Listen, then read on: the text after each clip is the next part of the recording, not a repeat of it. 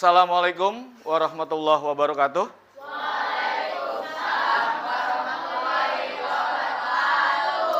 Apa kabar kalian hari ini?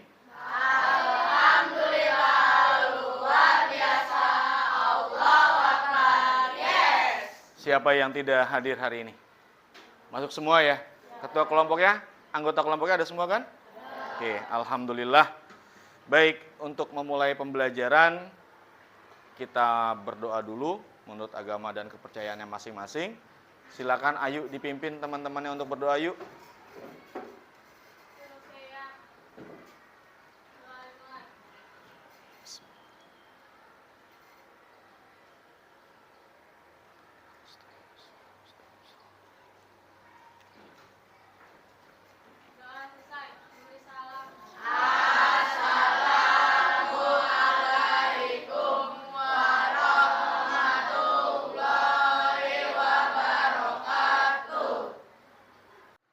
Baik, kita sudah berdoa.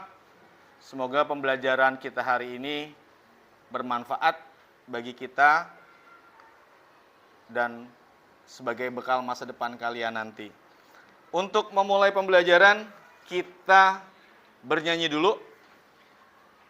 Kemarin Pak Rudi sudah membagikan teks lagu Bangun Pemudi Pemuda sesuai dengan bulan ini, yaitu bulan Oktober. Nanti kita tanggal 28 kita akan memperingati hari Sumpah Pemuda. Baik, Pak Rudi minta semuanya berdiri.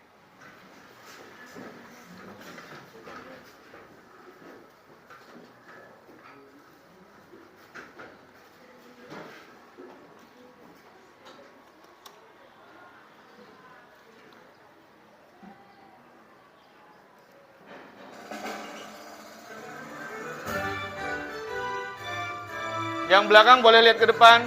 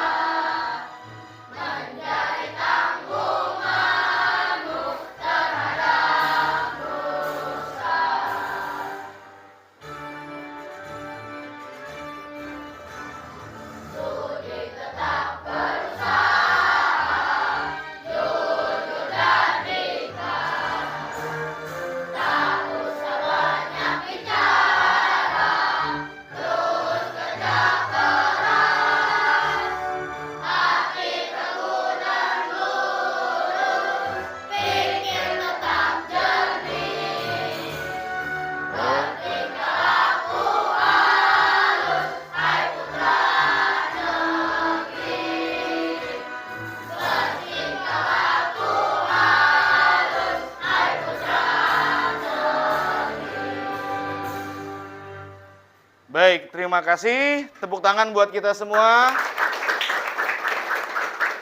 Masih berdiri. Masih berdiri. Pak Rudi, sebelum memulai pembelajaran, sebelum masuk ke materi pembelajaran, Pak Rudi ada game. Nama gamenya adalah botak, batuk, dan batik. Kalau Pak Rudi bilang botak, yang dipegang kepala. Kalau Pak Rudi bilang batik, yang dipegang adalah baju. Ya, baju. Kalau Pak Rudi bilang batuk, mulutnya ditutup. Coba kita coba ya. Botak, batuk, batik. Botak, batik, batuk. Sekarang kita percepat. Siap? Siap? Siap? Botak,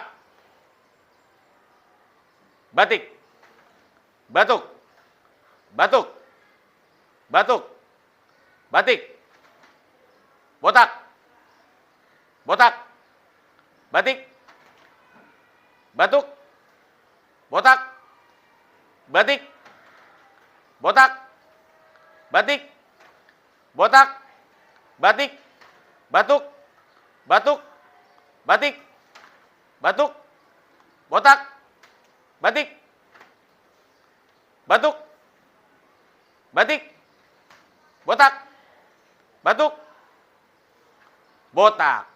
Tepuk tangan buat kita semua. Baik, sekarang silakan duduk. Sudah ya? Sudah semangat ya? Baik. Sekarang kita kembali belajar tentang coding dan kecerdasan artifisial. Kalau minggu lalu kita sudah belajar tentang berpikir komputasional, sekarang atau hari ini kita belajar tentang konsep dasar kecerdasan artifisial. Ya, kecerdasan artifisial. Siapa yang tahu kecerdasan artifisial? Ada yang udah pernah dengar kalau dengar mungkin pernah ya, tapi kalau tahu mungkin belum. Ya. Tapi mungkin kalian, sebagian besar dari kalian sudah pernah nyoba aplikasi-aplikasi atau mesin-mesin yang mesin-mesin cerdas yang menggunakan kecerdasan artifisial. Sekarang harus ditanya, siapa yang pernah menggunakan Google Translate? Pernah. Untuk nyari apa? Ya, nyari arti kata, ya kan? Kemudian siapa yang pernah nyobain ChatGPT? Pasti pernah, untuk belajar. Ya. Atau Gemini. Ada yang pernah Gemini? Nah, ya. Nah, secara tidak langsung kalian sudah pernah menggunakan yang namanya kecerdasan artifisial. Kalian tahu robot? Nah, robot. Ada film Transformer, ada film I Am Robot. Ya. Masih banyak Terminator. Semuanya adalah tentang film tentang robot. Robot-robot yang pintar. Robot-robot yang seolah bisa seperti manusia. Ya. Nah, Pak Rudi mau sebelum ke materi, Pak Rudi tayangkan ini dulu sebentar. Oh iya, sebelumnya ke tujuan pembelajarannya dulu ya, lihat ke depan. Nah, di sini, kebaca yang belakang? Tujuan pembelajarannya adalah kalian dapat menjelaskan tentang pengertian kecerdasan artifisial. Nanti di tayangan Pak Rudi ada pengertian dari kecerdasan artifisial. Kemudian menyebutkan karakteristik atau ciri-ciri kecerdasan artifisial. Jadi kecerdasan artifisial itu punya ciri-ciri, punya karakteristik. Makanya nanti kalau kita ke depan kita belajar ada yang namanya mesin cerdas dan ada yang namanya mesin non cerdas, seperti itu. Kemudian menganalisis manfaat dan keterbatasan kecerdasan artifisial dalam kehidupan sehari-hari. Nah, tadi yang sudah kalian pernah lakukan semuanya. Kemudian menjelaskan pentingnya etika dalam penggunaan kecerdasan artifisial. Jadi kita nggak boleh sembarangan pakai. Ya, sekalipun pakai nanti ada aturan-aturannya. Nggak boleh sembarangan. Ya, seperti itu. Baik, sekarang lihat ke depan semua. Nah, ini ya. Silakan didengarkan, diperhatikan. Rahmatullahi wabarakatuh. Halo anak-anak hebat, berjumpa lagi dengan Bapak Denny. Hari ini kita akan belajar coding dan kecerdasan artifisial dengan materi konsep dasar kecerdasan artifisial fase C untuk kelas 5 dengan materi mesin cerdas dan non cerdas. Sebelum mulainya pembelajaran kita pada hari ini, kita berdoa terlebih dahulu. Bapak akan mengecek kehadiran kalian. Ayo kita menyanyikan lagu kebangsaan Indonesia untuk menjadi siswa patriot dan nasionalisme. Baik, mari kita mulai pembelajarannya. Di sini kita akan mendefinisikan kecerdasan artifisial. Karakteristik kecerdasan artifisial, mesin cerdas dan mesin non-cerdas, macam-macam KA, cara kerja KA, dan limitasi kecerdasan KA. Di dalam konsep dasar kecerdasan artifisial memiliki etika kecerdasan artifisial mempunyai alasan menjadi bagian penting dalam kehidupan abad 21. Prinsip-prinsip penting dalam menggunakan kecerdasan artifisial secara bertanggung jawab. Nah, pada kesempatan kali ini kita akan mencari tahu apa sih kecerdasan artifisial itu. KA pertama kali digunakan dalam lokakarya di Darmatan Colege pada tahun 1956 untuk mendeskripsikan ilmu dan rekayasa dalam menciptakan mesin cerdas, terutama program komputer yang cerdas. Dalam KBBI kita mendefinisikan sebagai program komputer yang meniru kecerdasan manusia seperti mengambil keputusan, menyediakan dasar penalaran dan karakteristik manusia lainnya. Berarti secara sederhana KA ini adalah teknologi yang membantu komputer belajar dari pengalaman dan melakukan tugas tanpa selalu perlu diperintah oleh manusia secara langsung. Nah, berikut adalah konsep dasar KA. Jadi, KA belajar dari data atau machine learning. KA bekerja berdasarkan algoritma dan model prediktif. KA mampu beradaptasi dan meningkatkan performanya. KA mampu mengenali pola dan membuat keputusan secara otomatis.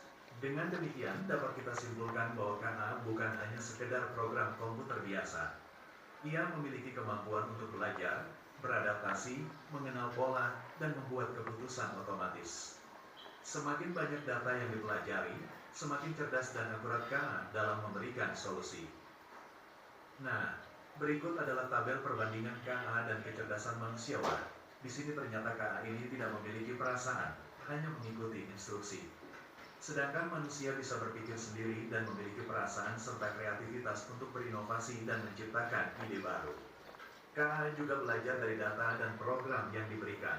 Hanya memahami hal yang ada dalam datanya saja dan hanya bisa membuat keputusan berdasarkan angka dan juga pola. Sedangkan manusia bisa belajar banyak hal yang berbeda dan beradaptasi dengan lingkungan melalui interaksi sosial tentunya. Bisa memahami konteks yang luas, bisa membuat keputusan dengan pertimbangan emosi, nilai moral, dan etika. Nah, kali ini kita masuk ke mesin cerdas dan mesin non-cerdas. Sebuah mesin dapat dikategorikan cerdas jika ia memiliki kemampuan untuk yang pertama belajar dari pengalaman jari, tidak hanya mengikuti instruksi yang sama berulang kali. Kemudian menyesuaikan diri dengan perubahan tanpa perlu diprogram ulang dan membuat keputusan sendiri berdasarkan data yang dikumpulkan. Tabel di bawah ini adalah perbandingan mesin cerdas KA dan mesin non-cerdas konvensional. Mari kita cermati bersama-sama. Pada aspek cara kerja, mesin cerdas bisa belajar dari pengalaman dan memperbaiki kinerja. Sedangkan mesin non-cerdas hanya bekerja sesuai instruksi yang sudah diprogram. Dalam aspek adaptasi, mesin cerdas bisa menyesuaikan diri dengan kondisi baru tanpa perlu diperintah ulang. Sedangkan mesin non-cerdas tidak bisa menyesuaikan diri, hanya mengikuti pola tetap. Pada aspek pengambilan keputusan, mesin cerdas bisa mengambil keputusan sendiri berdasarkan data yang ada. Sedangkan mesin non-cerdas memerlukan intervensi manusia untuk setiap keputusannya. Berikut adalah contoh mesin cerdas yang menggunakan teknologi asisten virtual seperti Google Assistant atau Siri yang bisa menjawab pertanyaan, mengatur alarm, dan memberikan saran berdasarkan kebiasaan penggunanya. Kemudian ada KA Chatbox, layanan penggunaan otomatis pelanggan otomatis yang biasanya ada di aplikasi belanja seperti e-commerce dan lain sebagainya. Mobil otonom tanpa pengemudi yang bisa berjalan sendiri dengan menggunakan sensor dan KA untuk mendeteksi jalan lalu lintas dan rambu lalu lintas lainnya. Berikut adalah contoh mesin non-cerdas. Jadi hanya berfungsi sesuai dengan perintah manusia. Contohnya adalah kalkulator. Kalkulator itu pintar, tetapi hanya bisa melakukan perhitungan cepat, tetapi tidak bisa belajar atau memahami maksud penggunaannya. Jadi, ketika kalkulator ini mengalami error atau terjadi kesalahan memerlukan bantuan manusia, tidak bisa mengambil keputusan sendiri. Yang kedua, mesin cuci manual yang masih harus diatur oleh manusia untuk memilih mode pencuciannya serta tidak bisa menyelesaikan jumlah air atau kecepatan putaran secara otomatis berdasarkan beban cucian. Yang ketiga ada remote TV yang hanya bisa berfungsi untuk mengganti saluran channel TVA. Dengan cara menekan tombolnya, ia pun tidak bisa menyesuaikan sendiri untuk berpindah ke acara yang disukai si pengguna atau histori tontonannya. Selanjutnya, kita lihat pada tabel macam-macam kecerdasan artifisial ada beberapa teknologi, penjelasan, fungsi, serta contoh dalam kehidupan sehari-hari yang kita ketahui. Pertama, Natural Language Processing atau disebut NLP, kecerdasan artifisial yang bisa memahami dan menghasilkan teks seperti manusia. Fungsinya dapat digunakan dalam penerjemahan otomatis, chatbot, dan analisis dokumen. Contohnya otak AI yang dapat menuliskan teks dari suara manusia secara otomatis. Dan banyak sekali macam-macam kecerdasan artifisial yang bisa kita lihat pada tabel. Jadi kita harus tahu dengan macam-macam kecerdasan artifisial dalam kehidupan sehari-hari. Macam-macam kecerdasan artifisial yang kita bahas pada pembelajaran hari ini yaitu kecerdasan artifisial generatif. KA generatif merupakan salah satu teknologi KA yang paling populer dan sering digunakan masyarakat. KA generatif memungkinkan untuk membuat sesuatu yang baru, seperti teks, gambar, musik, dan video yang sebelumnya tidak ada. Teknologi ini bekerja dengan mempelajari pola dari data yang ada dan menggunakan pola tersebut untuk menghasilkan sesuatu yang baru. Misalnya, KA generatif dapat membuat cerita baru dengan mempelajari banyak cerita sebelumnya atau menciptakan gambar baru berdasarkan kumpulan gambar yang sudah ada. Kita perhatikan pada gambar-gambar di bawah ini. Itulah yang disebut dengan kecerdasan artifisial generatif. Nah, kita sudah mulai memasuki materi cara kerja kecerdasan artifisial. Secara sederhana, cara kerja kecerdasan artifisial terdiri 3 tahap utama yang kita ketahui. Pertama adalah data atau disebut sebagai masukan yang akan proses pada tahap kedua yaitu pelatihan modal disebut sebagai proses. Nanti akan diarahkan melalui tahap yang ketiga yaitu prediksi dan output lainnya yang disebut sebagai luaran. Pada bagian tabel di bawah ini yaitu cara kerja kecerdasan artifisial. Di sini saya akan menjelaskan lebih detail lagi tentang cara kerja kecerdasan artifisial yang sudah dijelaskan secara singkat di slide sebelumnya. Pertama, yaitu masukan akan proseskan ke data. Data adalah informasi yang digunakan oleh kecerdasan artifisial untuk belajar. Data ini bisa berupa pertanyaan, perintah suara, teks, gambar, angka, atau bahkan pola dari pengguna internet. Contohnya, data yang dikumpulkan yaitu foto dan video yang digunakan untuk membuat kecerdasan artifisial mengenali wajah manusia. Kata-kata dalam berbagai bahasa untuk kemampuan kecerdasan artifisial menerjemahkan teks secara akurat.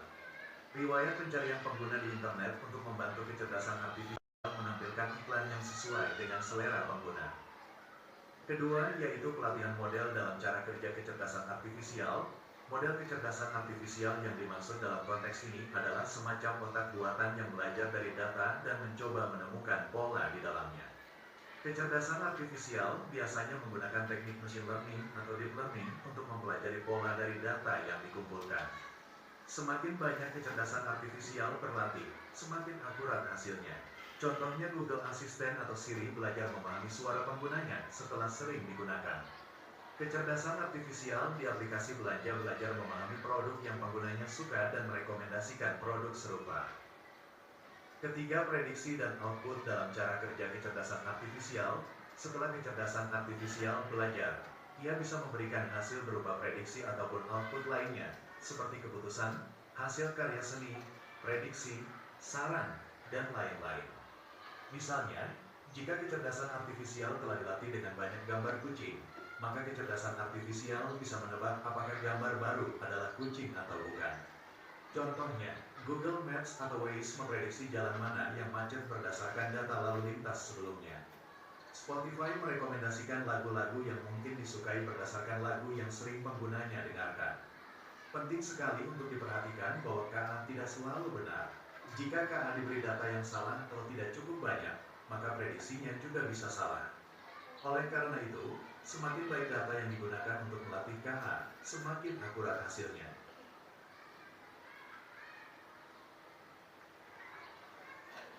Nah, selanjutnya limitasi kecerdasan artifisial.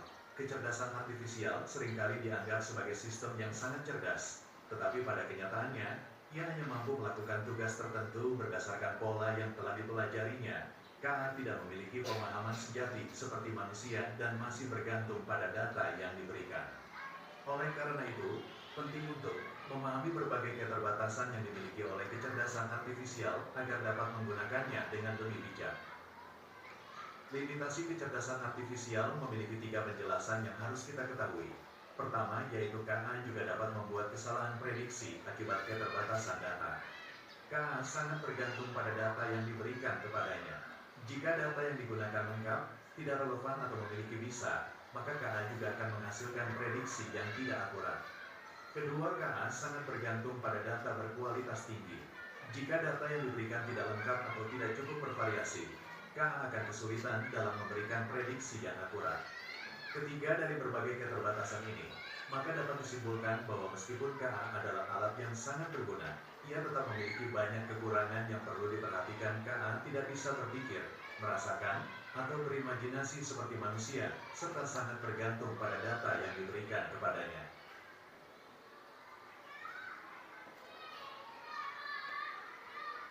Selanjutnya, etika kecerdasan artifisial, prinsip-prinsip penting dalam menggunakan kecerdasan artifisial secara bertanggung jawab.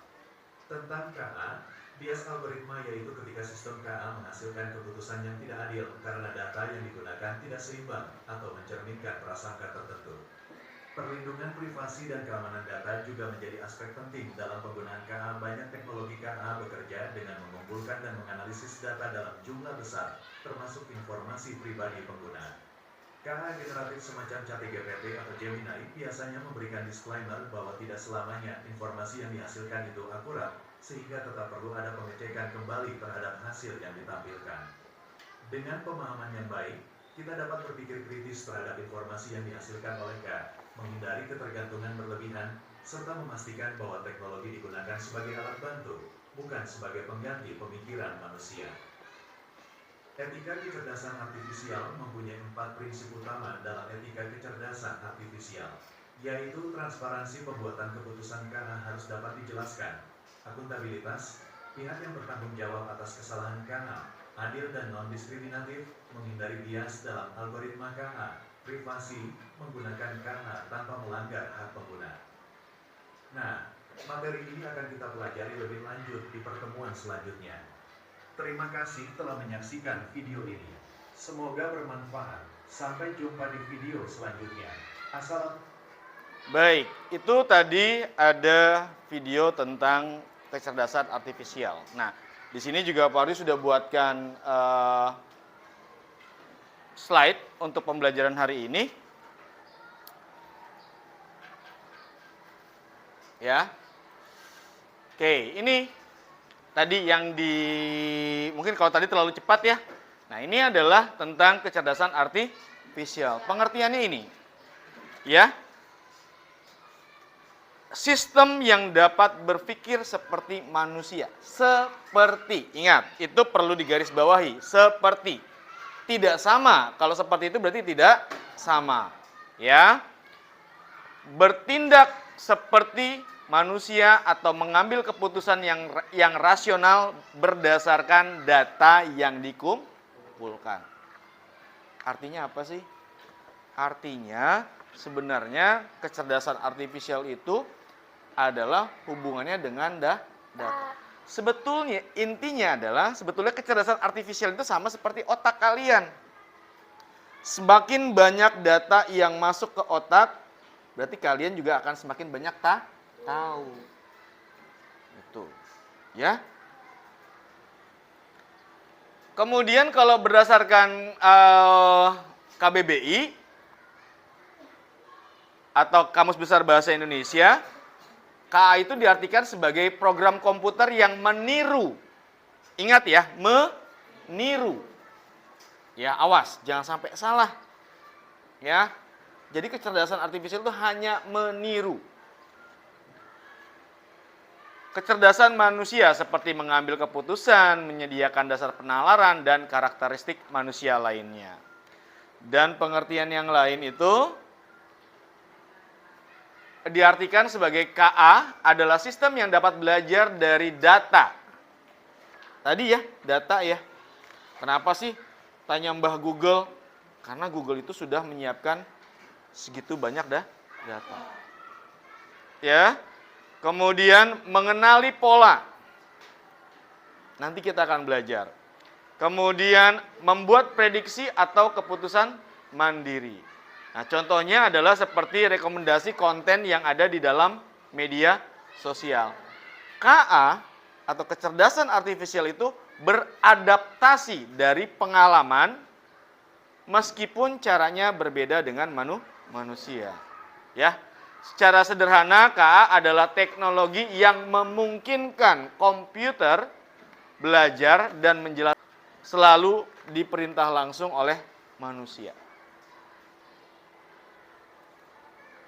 Nah, ini tadi sudah ya. Karakteristiknya adalah KA itu belajar dari data. Jadi semakin banyak data, kecerdasan artifisialnya juga semakin tinggi. Kemudian mampu beradaptasi dan meningkatkan performanya. Semakin banyak data, otomatis dia akan semakin bisa beradaptasi. Semakin bisa menyesuaikan. Ya, dan meningkatkan performa. Otomatis kalau banyak data, kan data yang paling bagus, yang paling valid, yang sudah terverifikasi, biasanya seperti itu. Kemudian KA bekerja berdasarkan algoritma dan model prediktif, ya, dan mengenali pola dan membuat keputusan secara otomatis. Itulah yang disebut dengan kecerdasan artifisial.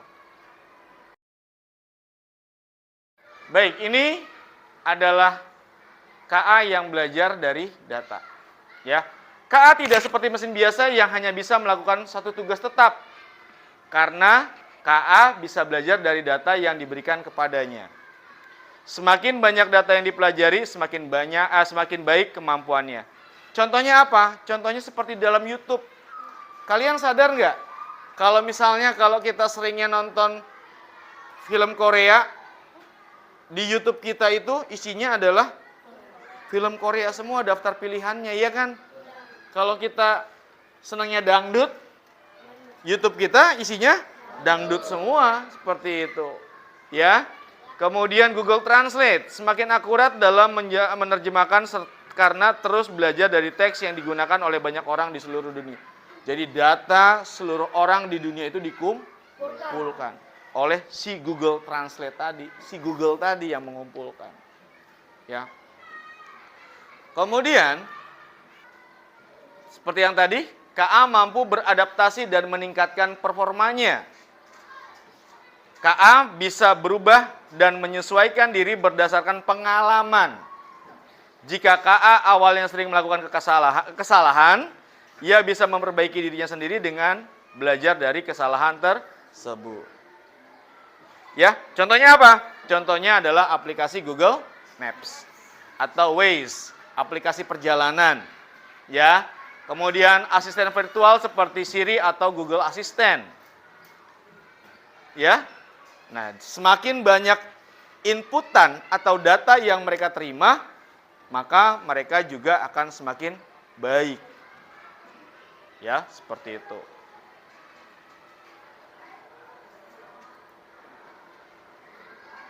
Kemudian ini, KA bekerja berdasarkan algoritma dan model prediktif.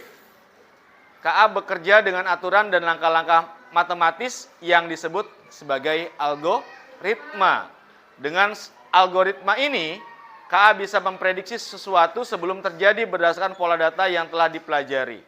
Contohnya apa? Contohnya adalah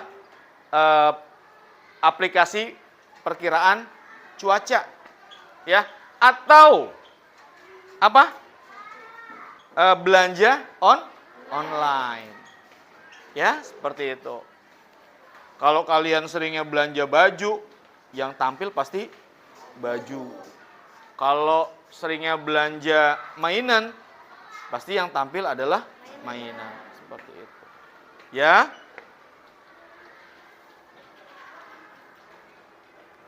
Nah, kemudian KA juga bisa mengenali pola dan membuat keputusan otomatis. Lihat di depan. Contohnya adalah seperti aplikasi sosial media seperti Facebook atau Instagram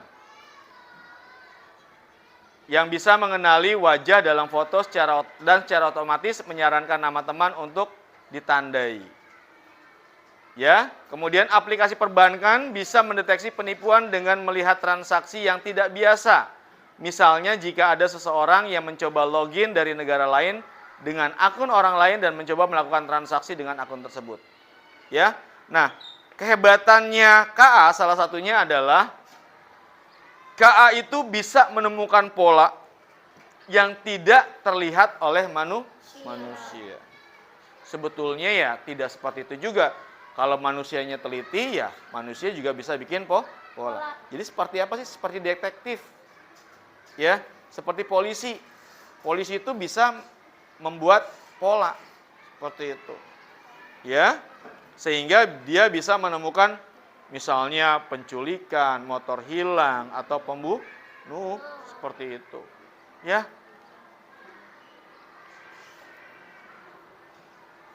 Nah, ini mesin cerdas versus mesin non cerdas. Nah, mesin cerdas itu sebuah mesin dapat dikatakan sebagai mesin cerdas kalau memiliki kemampuan belajar dari pengalaman. Atau dengan kata lain, tidak hanya mengikuti instruksi yang sama berulang kali. Atau menyesuaikan diri dengan perubahan tanpa perlu diprogram ulang. Ya, adaptasi tadi. Dan yang ketiga adalah membuat keputusan sendiri yang berdasarkan data yang dikumpulkan.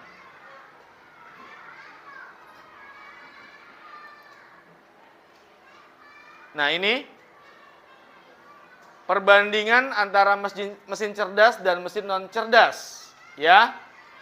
Kalian bisa baca kalau mesin cerdas itu bisa belajar dari pengalaman dan memperbaiki kinerja.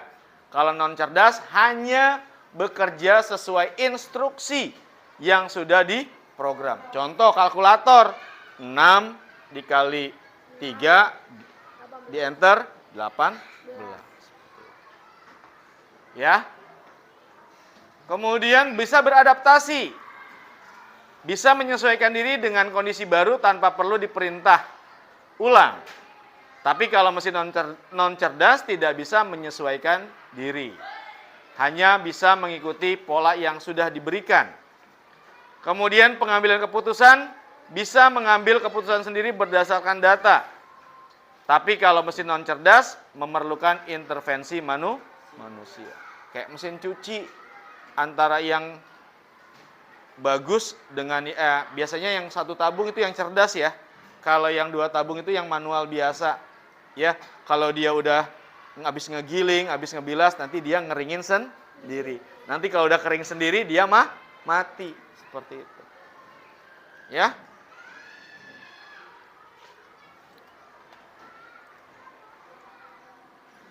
Nah, ini contoh-contohnya.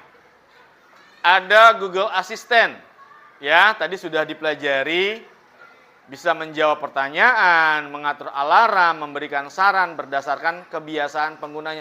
Jadi kebiasaan kalian itu direkam, ya, direkam oleh si Google itu. Misal, kalian senangnya kemana, senangnya nonton apa, kalau musik jenisnya apa, itu semuanya terekam sama mereka. Ya, atau dengan kata lain mereka punya yang namanya database. Ya, kumpulan data. Kemudian yang kedua ada KA Chatbox atau layanan pelanggan otomatis. Di sini siapa yang pernah belanja online? Semuanya pernah kan? Iya kan? Pernah nggak kalian chat produsennya atau si yang jual barangnya? Chat. Tiba-tiba begitu kalian chat, nggak ada 1 menit langsung keluar jawaban. Iya kan? Maaf, saya tidak bisa memberikan respon atas pertanyaan Anda misalnya. Nanti seller akan menghubungi atau membalas pesan Anda. Itu yang namanya chat box. Itu sudah diprogram. Ya, begitu ada pesan masuk yang tidak bisa dikenali pertanyaannya atau perintahnya, dia akan jawab seperti itu. Ya. Kemudian ada yang namanya mobil otonom. Mobil tanpa pengemudi, jalan sendiri. Ada lampu merah, dia berhenti. Dia mendekati mobil yang ada di depannya, dia berhenti.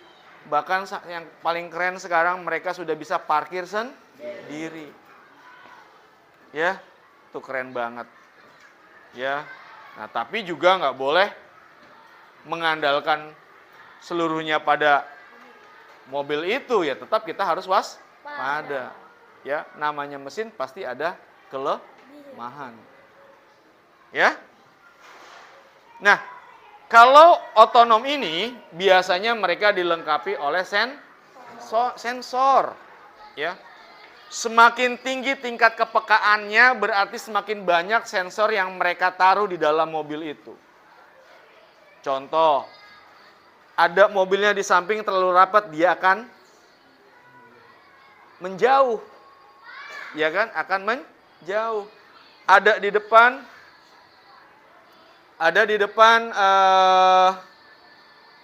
sebentar.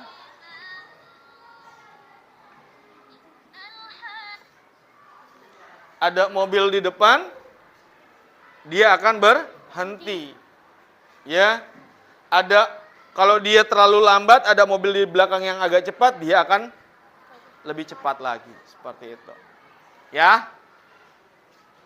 Ya, kemudian macam-macam kecerdasan artifisial. Nah, ya. Seperti ini, di depan ada Natural Language Processing atau NLP. Yaitu pemrosesan bahasa secara alami. Kemudian ada Speech Recognition atau pengenalan suara.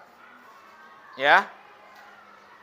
Kemudian ada Image Recognition and Processing atau pengenalan dan pemrosesan gambar. Ada Autonomous Agent atau agent otonom. Kemudian ada Effect Detection dan Data Mining for Prediction dan Kreativitas Artificial atau KA generatif. Nah, yang sekarang kita akan pelajari lebih lanjut adalah tentang KA generatif.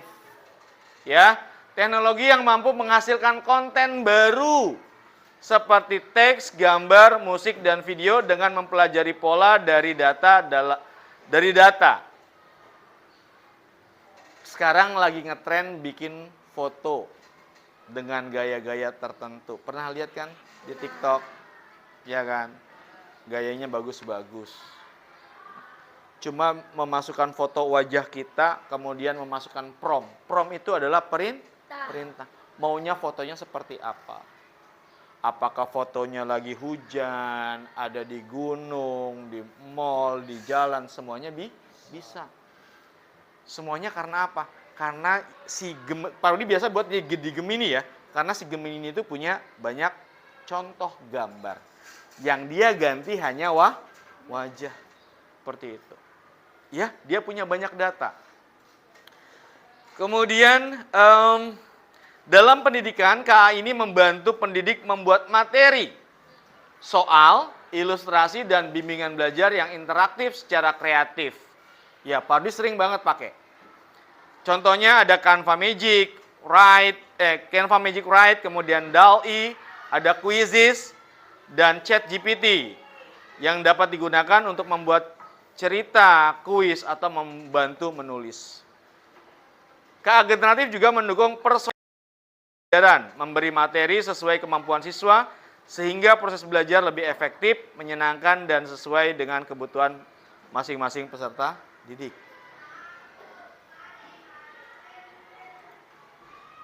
Nah, ini cara kerjanya. Seperti tadi yang di video awal, bahwa KA itu intinya punya 3 tahap. Ya, cara kerja KA itu punya 3 tahap. Yang pertama adalah data. Sama kayak kita belajar matematika seperti yang kemarin sudah kita Parodi ajarkan sama kalian. Matematika apa dulu yang kita tulis? Yang diketahui dulu kan? Apa saja data-data yang diketahui. Misalnya kita mau cari luas segitiga. Berarti kita harus punya apa? Punya tinggi dan punya atau luas alas ya kan yang bawah. Nah, panjangnya luas alasnya berapa? Kemudian tingginya berapa? Itu datanya. Prosesnya gimana? Prosesnya kalian harus tahu rumus luas segitiga. Ada yang bisa ngasih tahu Pak Rudi rumus luas mencari luas segitiga? Masih ingat nggak? Setengah kali luas alas kali tinggi. Ya, ingat terus. Rumus segitiga kan gampang nyari luasnya. Ya. Itu adalah proses. Nah, nanti outputnya atau keluarannya adalah berupa nilai. Berapa sih luasnya? Misalnya kalau alasnya 4, tingginya 3, berarti setengah kali 4 kali 3. 12 dibagi 2 sama dengan 6. Ya, seperti itu.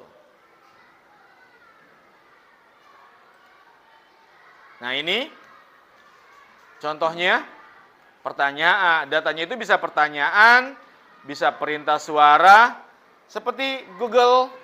Ya kalau kita pencet speakernya, ya kan kita tinggal tanya kan, Google berikan nama-nama pahlawan revolusi yang meninggal di lubang buaya. Dia akan memberikan jawaban. Seperti itu. Kemudian ada teks, bisa kita ketik. Kemudian ada gambar. Ada sekarang di Google tuh di sebelah kanan tuh di search barnya di sebelah kanan ada gambar kamera tuh kan. Kita tinggal screenshot gambar, kemudian kita tekan itu.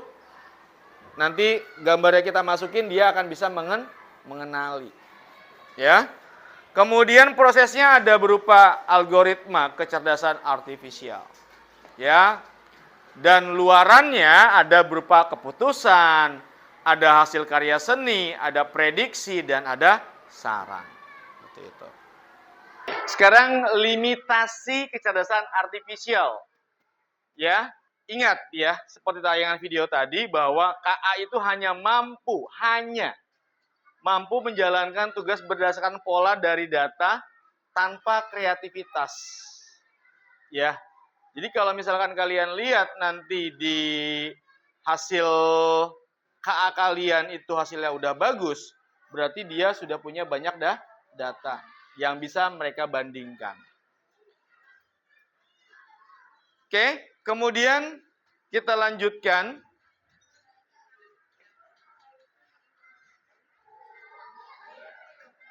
Nah, ini yang penting.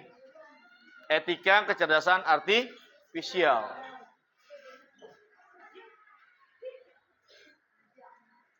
Ya, alasan KA menjadi bagian penting dalam kehidupan abad 21 bahwa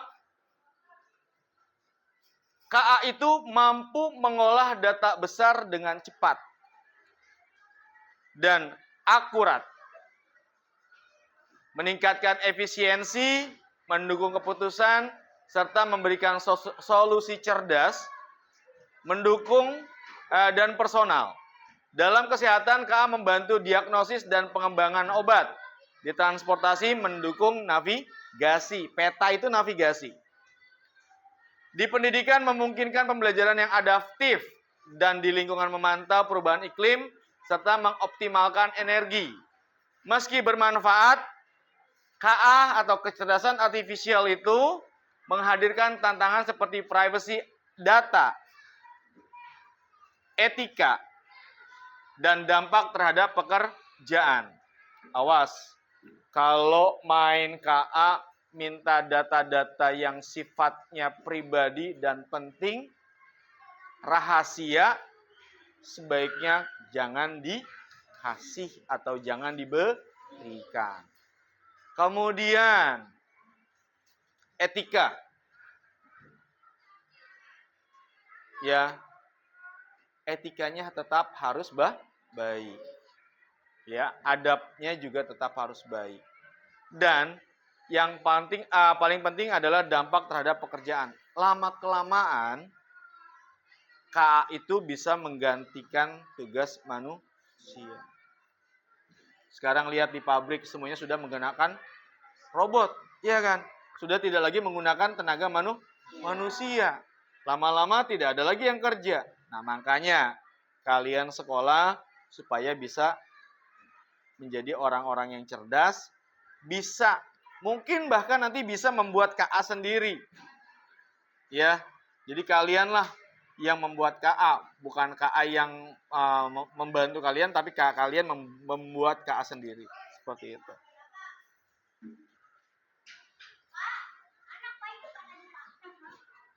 Karena itu diperlukan regulasi atau kebijakan agar KA memberi manfaat maksimal, meningkatkan produktivitas dan menciptakan perubahan positif bagi masyarakat.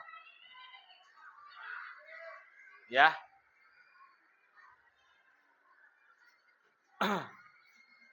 Nah ini, kecerdasan artifisial penggunaannya harus bertanggung jawab untuk menghindari dampak negatif seperti bias algoritma. Nah, bias itu artinya tidak jelas, ya, karena sumber datanya sedikit. Kemudian pelanggaran privasi dan kesalahan pengambilan keputusan. Bias dapat terjadi jika data pelatihan tidak seimbang. Sementara privasi terancam jika data pengguna tidak dikelola dengan aman. Seperti tadi yang sudah Pak bilang. Karena itu penting memilih platform dengan kebijakan perlindungan data yang jelas dan memberi kontrol pada pengguna. Nah makanya sekarang tuh kayak contohnya WhatsApp aja. WhatsApp aja kadang-kadang beberapa bulan sekali dia keluar, kalian harus masukin kode dulu kan. Ya, seperti itu. Kemudian ada OTP. Kalau kita baru pasang aplikasi, yang punya aplikasi itu mengirimkan OTP kepada kita. OTP itu nggak boleh dibagikan ke siapa? Ya, seperti itu. Apalagi PIN ATM, ya kan? Kemudian literasi digital juga krusial agar pendidik dan peserta didik memahami cara kerja, manfaat, serta resiko. Serta mampu berpikir kritis terhadap hasilnya. Ingat, apapun yang kalian dapat di ChatGPT, di Gemini, itu tidak 100% benar. Tidak 100% sesuai dengan kemauan kita. Makanya harus ditelaah lagi. Udah benar belum hasil yang diberikan? Kalau belum, ya harus kita perbaiki. Seperti itu. KA, nah ini, KA harus dilihat sebagai alat bantu, bukan pengganti pemikiran manusia. Dengan inovasi, regulasi yang jelas, dan pendidikan yang tepat, KA dapat dimanfaatkan secara aman, adil, dan bermanfaat sejalan dengan prinsip etika seperti yang direkomendasikan oleh UNESCO. Ya, dari 10 prinsip yang direkomendasikan UNESCO, ada berapa nih ya? Kalau nggak salah tuh ada 4 ya yang harus ada 4 yang harus diperhatikan dalam penggunaan kecerdasan artifisial secara bertanggung jawab, yaitu transparansi, akuntabilitas, adil dan non-diskriminatif, dan privacy.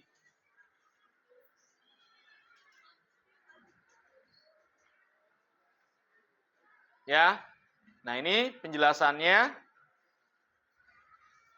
Terima kasih. Ya, jadi itu penjelasan dari Pak Rudi. Ada yang mau tanya sampai sini? Sudah cukup jelas? Jelas ya? Nah,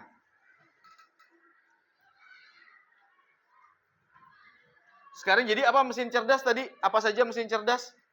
Tadi yang sering ada di handphone tuh apa aja? Google, ChatGPT, Google Translate, iya kan, Siri, apalagi Waze, Google Maps, ya. Apalagi Gemini, oke. Kalau yang non cerdas, kalkulator, remote, TV, apalagi mesin cuci yang biasa, ya kan? Nah, bagaimana sih kecerdasan artifisial bisa membantu dalam aplikasi tersebut? Ya tentunya kecerdasan artifisial itu bisa membantu supaya pekerjaan menjadi lebih mudah, lebih cepat. Banyak data yang dikumpulkan. Ya, seperti itu. Kemudian apa manfaatnya bagi manusia? Ya tentunya tadi. Ya, produktivitas meningkat. pekerjaan menjadi lebih mudah, lebih cepat. Ya, lebih efisien, lebih efektif. Tidak buang-buang banyak tenaga, buang banyak waktu dan sebagainya. Nah, tentunya sangat berbeda dengan aplikasi biasa. Apa yang membedakan? Kalau mesin cuci biasa dengan mesin cuci yang otomatis, harus kita tungguin dulu kan? Ya enggak? Harus kita isi airnya. Nanti kalau udah dibilas, harus dipindahin dulu ke mesin pengering. Iya kan? Seperti itu. Baru nanti itu diangkat. Tapi kalau yang pakai udah mesin cuci yang cerdas, tinggal kita masukkan, pencet tombol, tinggal selesai. Nanti keluar hasilnya sudah kering, tinggal jemur seperti itu. Ya. Baik. Sekarang berdiskusi ya. Pak Ardi punya tugas untuk kelompok. Ya. Silakan didiskusikan dengan teman-temannya. Ya.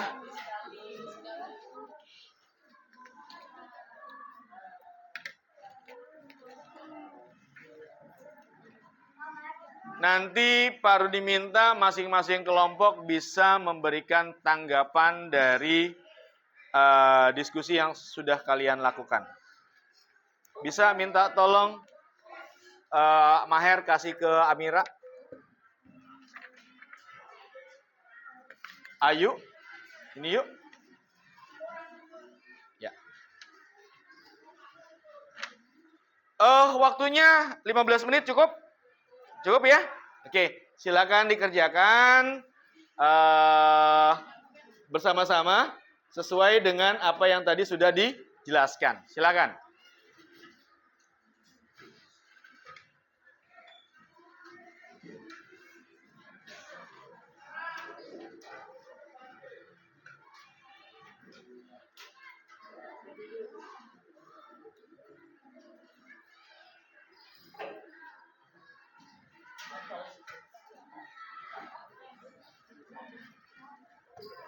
Ya, dijawab ya. Sesuai dengan penjelasan yang tadi sudah diberikan. Nggak usah panjang-panjang jawabannya, nggak apa-apa. Ya.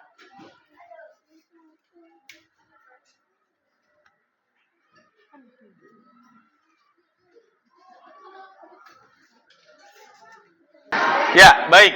Diskusinya selesai. Sekarang Pak Rudi minta tiap kelompok untuk mempresentasikan jawabannya. Ya. Untuk nomor 1 siapa yang mau jawab? Ya, Aldo, silakan, Dok. Ke depan, Dok, di depan.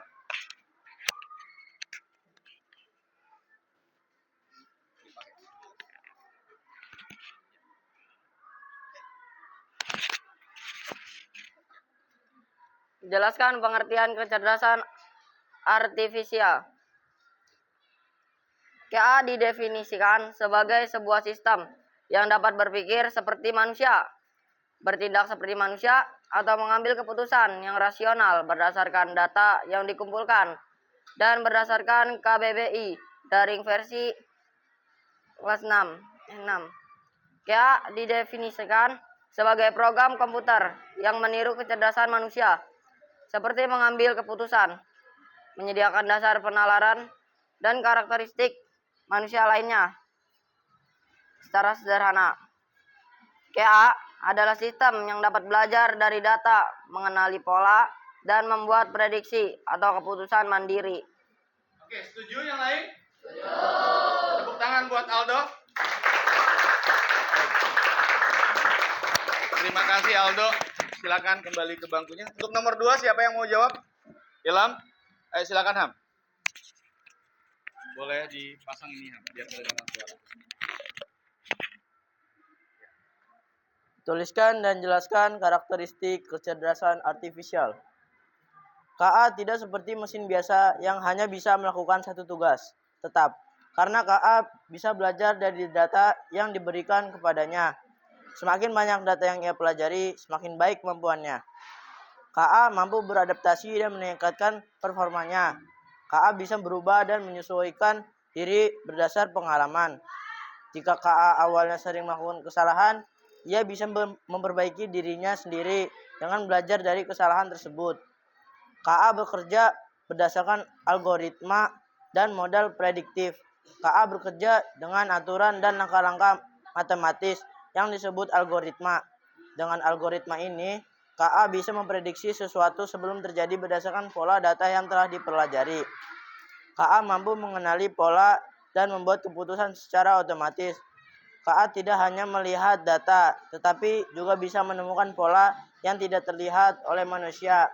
Dari pola-pola ini, KA bisa membantu mengambil keputusan secara otomatis. Ya, betul. Tepuk tangan buat Ilham. Ya. Terima kasih, Ham. Ya. Untuk nomor 3. Oke, Maher, silakan Maher.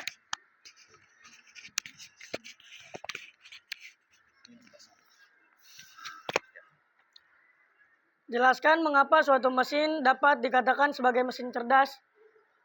Sebuah mesin dapat dikategorikan cerdas jika ia memiliki kemampuan untuk belajar dari pengalaman, tidak hanya mengikuti instruksi yang sama berulang kali, menyesuaikan diri dengan perubahan tanpa perlu program ulang, dan membuat keputusan sendiri berdasarkan data yang dikumpulkan. Ya, betul ya?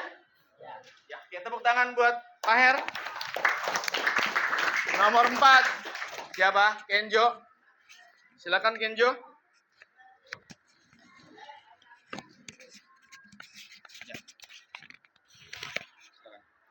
Tuliskan contoh mesin cerdas yang menggunakan teknologi KA yang bisa ditemukan dalam kehidupan sehari-hari. Tuliskan fungsinya.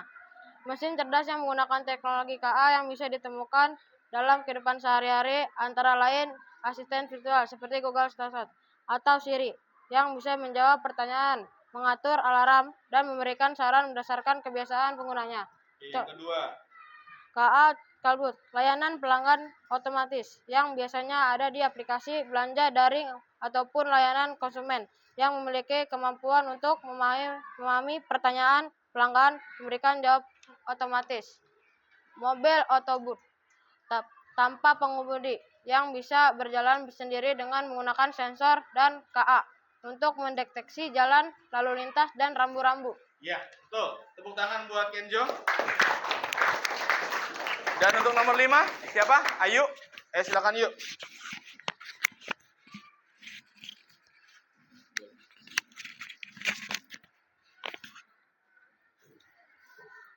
Tuliskan dan jelaskan prinsip-prinsip penting dalam menggunakan kecerdasan artifisial secara bertanggung jawab.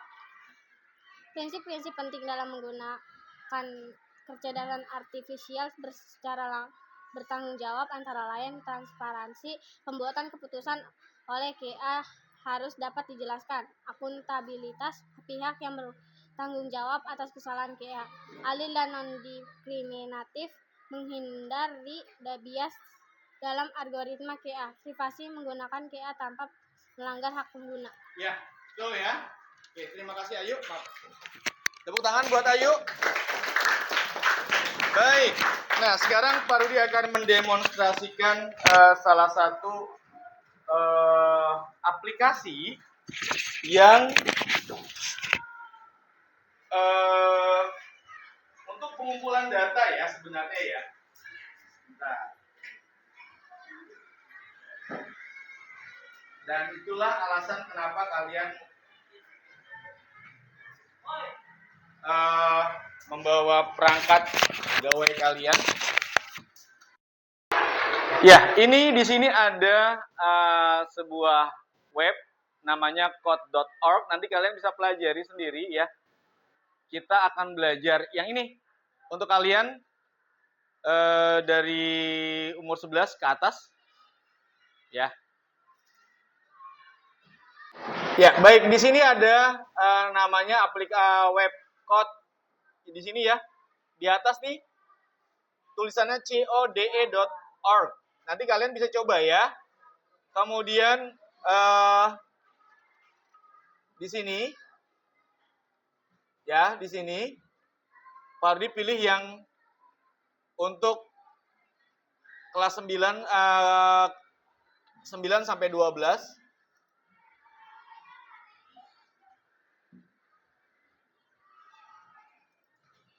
Sebentar.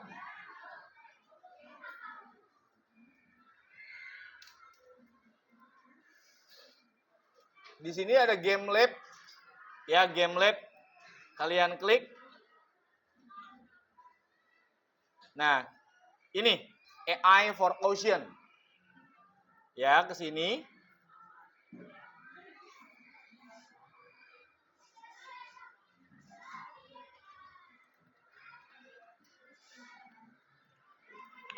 Oke, perhatikan.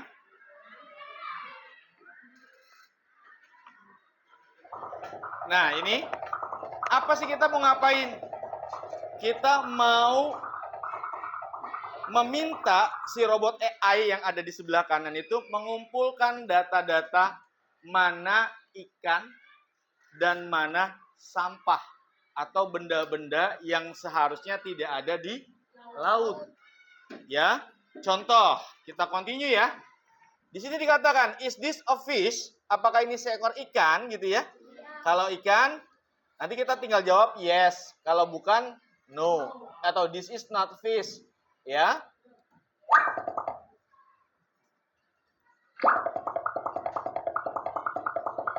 AI tidak mengetahui apakah objek ini ikan atau sampah. Tapi ini dapat diproses berdasarkan gambar dan mengidentifikasi pola.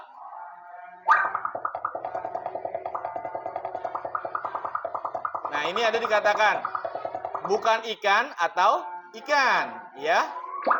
Nah, ini ikan bukan? Kita klik fish. Kalau yang ini ikan bukan? Ikan, ada yang seperti ini ikan bentuknya? Oke. Ini ikan bukan? Ikan? Ini? Ya.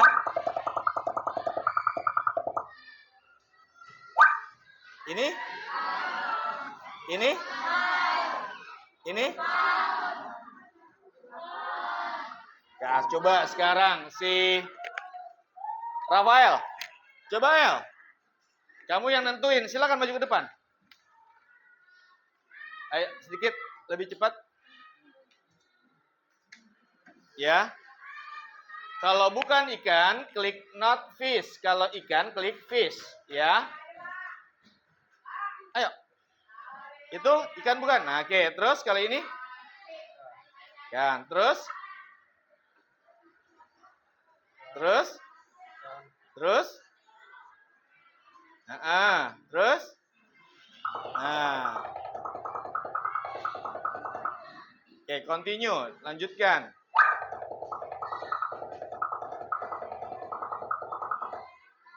Lanjutkan dulu yang ya, itu. Ikan. Terus? Terus? Kan? Oke. Terus?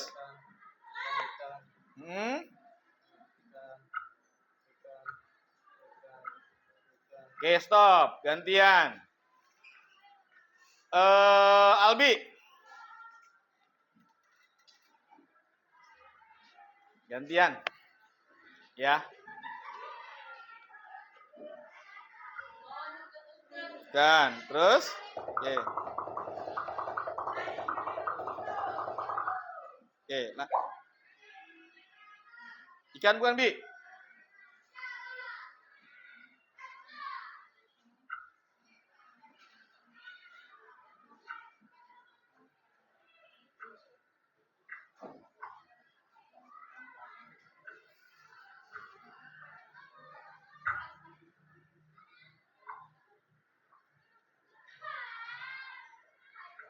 Oke.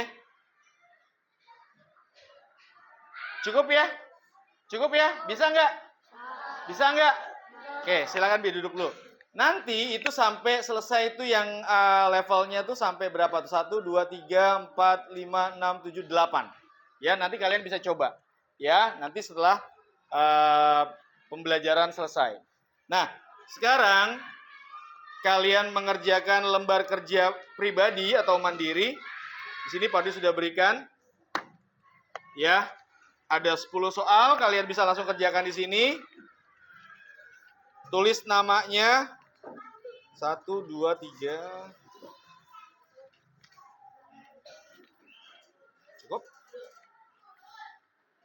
Itu lah. Oh ini kurang ya.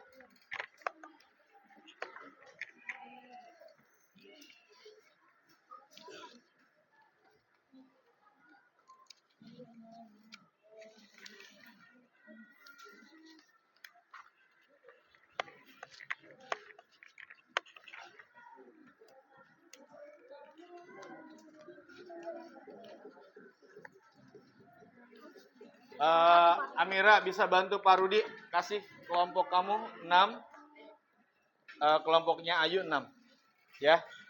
Yang sudah punya silakan dikerjakan, waktunya 5 menit. Itu berdasarkan informasi yang tadi atau pembelajaran yang sudah diberikan. Ya, silakan. Sisanya kasih ke Ayu.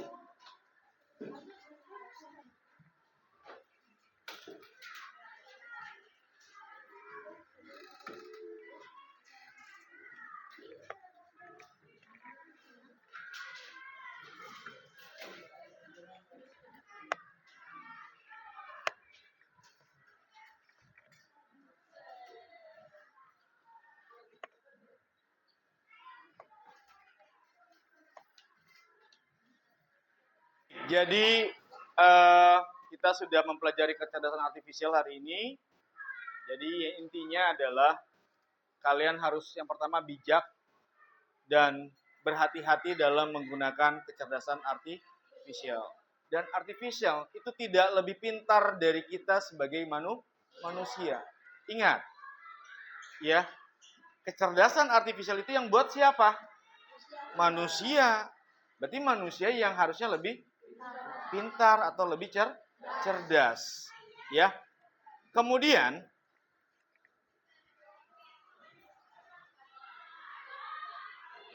kalian perlu bijak, ya. Jangan apa-apa yang diberikan oleh kecerdasan artifisial kalian terima mentah-mentah, jangan. Tapi kita perlu membandingkan dengan informasi-informasi yang lain. Ingat, kecerdasan artifisial bisa seperti itu karena dia punya banyak data. Artinya, kalau kalian juga ingin cerdas, kalian juga harus banyak belajar, banyak membaca, banyak mencoba. Ya, sehingga kalian bisa menjadi lebih cerdas daripada kecerdasan artifisial. Demikian pembelajaran kita hari ini, semoga bermanfaat bagi kita semua dan nanti kita coba bermain dengan kecerdasan artifisial yang lain. Terima kasih. Para diakhiri, wabillahi taufik walhidayah. Wassalamualaikum warahmatullahi wabarakatuh. Tepuk tangan buat kita semua.